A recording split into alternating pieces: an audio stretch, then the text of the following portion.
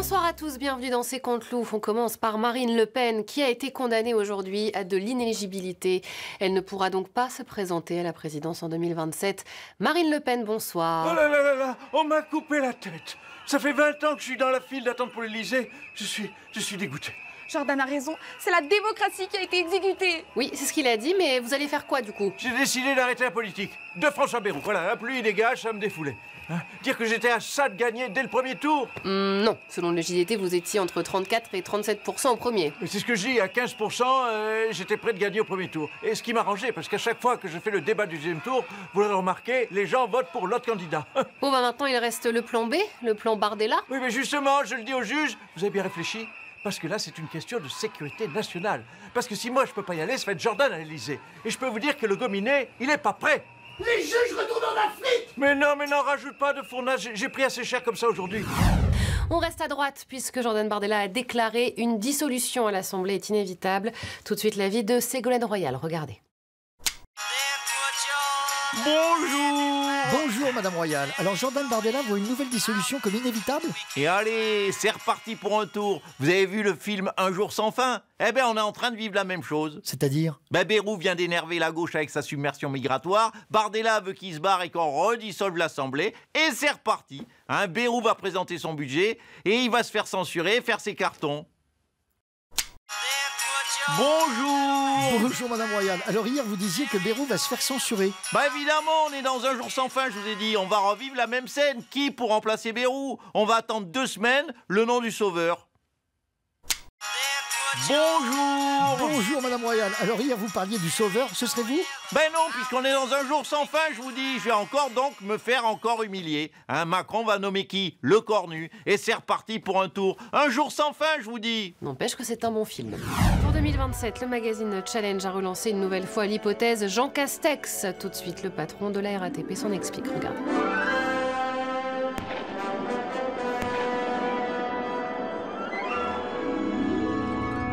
Jean Castex, bonsoir. Alors le candidat le mieux placé pour succéder à Emmanuel Macron, ce serait vous? Mais oui, pourquoi pas moi?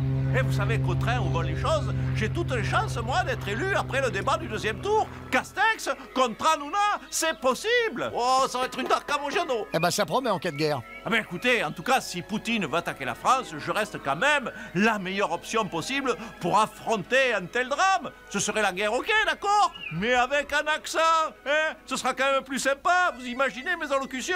Française, c'est la guerre, mais nous sommes tous mobilisés, hein.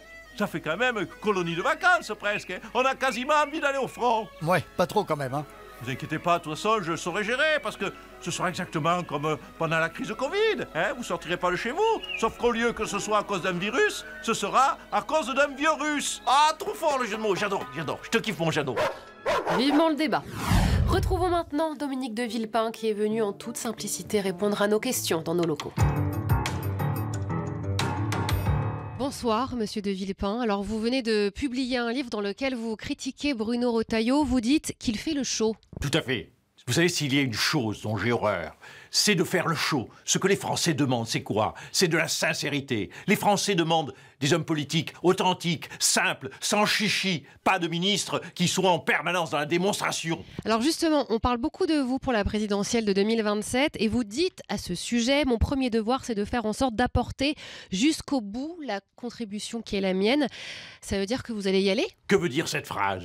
Eh bien, que je compte servir mon pays dans une perspective d'utilité publique pendant un temps déterminé qui trouvera ses limites et ses champs d'action dans une fenêtre temporelle que les circonstances, bien sûr, rendront. Non mais d'accord, mais ça veut dire oui ou non? Cela veut dire, madame, que pour quelqu'un comme moi, la question de la présidentielle repose sur la combinaison de plusieurs facteurs dont la mise en exercice n'inclut pas, mais n'exclut pas non plus, un quinquennat qui... Non mais oui ou non?